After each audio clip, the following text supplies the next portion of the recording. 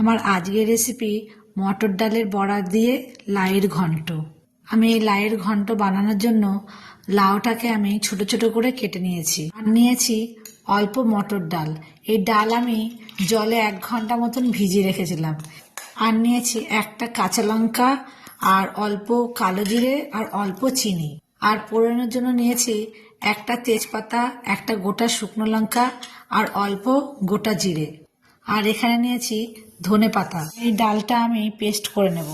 তার জন্য আমি এই পেস্ট করার মধ্যে দিচ্ছি একটা কাঁচা লঙ্কা আর স্বাদ মতন লবণ, পরিমাণ মতন হলুদ আর অল্প চিনি। এখানে আমার ডালটা পেস্ট করা হয়ে গেছে। এবার একটা বাটিতে আমি ঢেলে নিচ্ছি। এবার এর মধ্যে আমি দিয়ে দেবো কালো জিরে। এবার ভালো করে মিশিয়ে নিতে হবে। ডালটা আমার ভালো মতন মেশানো হয়ে গেছে।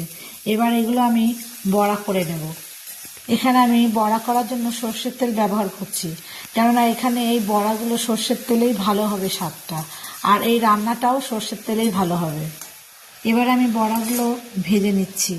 এখানে আমি বড়াগুলো আমার মতন করে আমি ভেজে নিচ্ছি, তবে আপনারা চাইলে আপনাদের মন মতন যেমন খুশি শেপেই বানাতে পারেন। বড়াগুলো আমার ভেজে নেওয়া হয়ে গেছে। এবার আমি একটি পাত্রে তুলে নিচ্ছি। এবার এই তেলের মধ্যে আমি ফোড়ন দেবো গোটা শুকনো লঙ্কা, তেজপাতা আর গোটা জিরে। এবার হালকা করে ভেজে নিতে হবে। ভাজার সুন্দর গন্ধ বেরিয়ে এলেই এর মধ্যে দিয়ে দিতে হবে কুচি করে কেটে নেওয়া লাউ। এবার একটু নাড়িয়ে আমি এর মধ্যে দিয়ে দেবো স্বাদ মতন লবণ আর পরিমাণ মতন হলুদ। এবার ভালো করে মিশিয়ে নিতে হবে। এখানে আমার ভালো মতন মেশানো হয়ে গেছে। এবার আমি এটা ঢেকে রেখে দেবো 3 থেকে 4 মিনিট মতো। এখানে আমি আর জল ব্যবহার করছি না, কেননা লাউ থেকে যে জল বেরাবে সেই জলেই লাউটা ভালো মতন সিদ্ধ হয়ে যাবে। 3-4 মিনিট লাউটা আমার রান্না করা হয়ে গেছে। এবার ঢাকা খুলে ভালো করে নাড়িয়ে নিয়ে এর মধ্যে দিয়ে দেব ভেজে নেওয়া ডালের বড়া।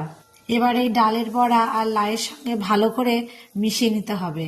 এখানে আমি কয়েকটা ডালের বড়া আমি আধ ভাঙা করে দিচ্ছি। এই ডালের বড়া এইভাবে একটু আধ ভাঙা করে দিলে এই লাউয়ের তরকারির স্বাদটা একটু ভালো হয় আর তরকারিটাও মাখা মাখা হয়। এবার ধনেপাতা কুচি দিয়ে নাড়িয়ে নিলেই তৈরি আমাদের লাউয়ের ঘন্ট।